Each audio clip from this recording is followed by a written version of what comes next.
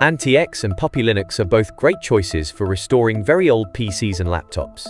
In this video, we put these two lightweight Linux distributions side by side to determine which one is actually better for your hardware.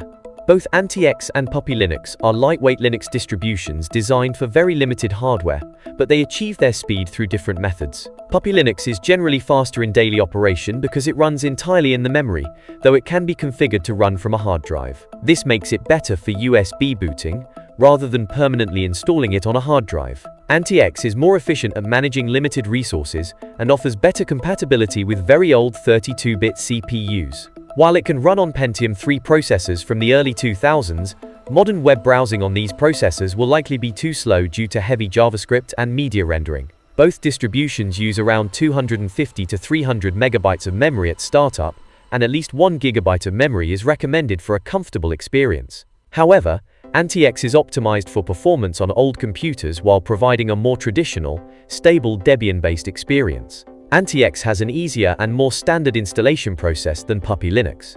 It provides full access to Debian stable repositories, making software installation reliable using the Synaptic Package Manager or command line. It's more stable and predictable, making it a better choice for someone who wants a set-and-forget system, especially for non-technical users.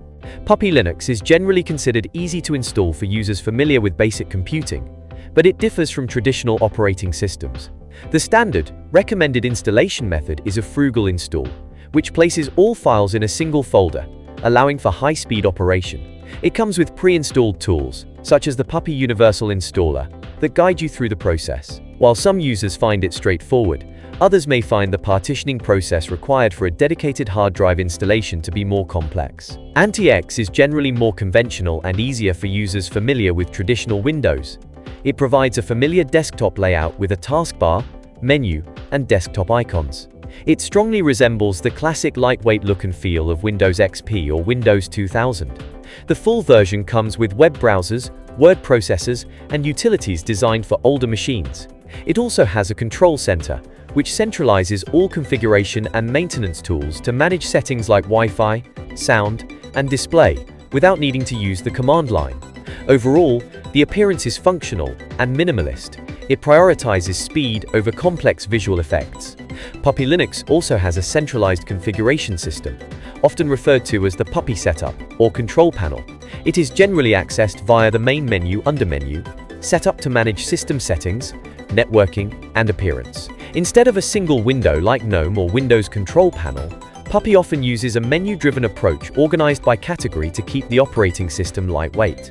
However, Puppy Linux often defaults to a single click to open files and folders, rather than the standard double-click, which can take time for new users to get used to. It also operates differently from most Linux distributions, mainly by running as the root user by default. This provides full control but also carries potential risks. On shutdown, it asks to save sessions into a file or folder, allowing for portability.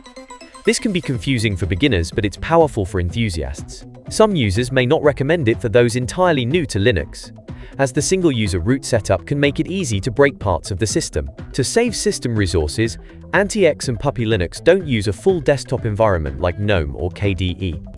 Instead, they use lightweight window managers. AntiX uses IceWM by default, a very light but traditional window manager. It offers other options, including Fluxbox and JWM, allowing you to switch depending on how low you need to go on resources.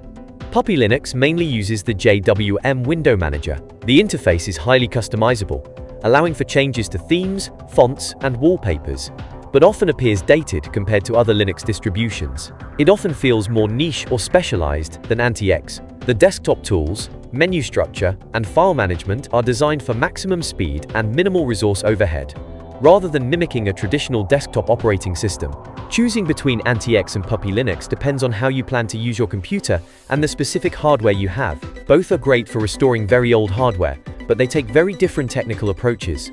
AntiX is generally best for permanent installation on a hard drive for daily use. It feels more like a standard operating system once installed. Because it's based on Debian stable, you can install almost any standard Linux software using the apt command or Synaptic Package Manager. Overall, it's one of the best Linux distributions for giving new life to computers over 20 years old, often running on machines with very limited resources, such as Pentium 3 processors and as little as 256 megabytes of RAM. Puppy Linux is more aimed at portability on a USB stick. It can run entirely from a USB stick and actually allows you to remove the USB after it boots into RAM.